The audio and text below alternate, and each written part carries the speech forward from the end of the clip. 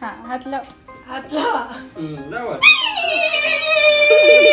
मित्रांनो, हा सोशल मीडियावरती इंस्टाग्रामवरती व्हिडिओ चांगलाच व्हायरल झाला. नक्की व्हिडिओ काय आहे तो बघा. आणि अदिती सकत ह्या इंस्टाग्रामवरती हा व्हिडिओ शेअर करण्यात आला होता. तर त्याआधी तुम्ही चॅनलला नवीन असाल तर जरूर सबस्क्राईब करा. तुम्ही इथे बघू शकता जेव्हा ती मुलगी शेण काढायला येते आणि शेण काढायला आल्यानंतर ती गाईला हात लावण्याचा प्रयत्न करतात.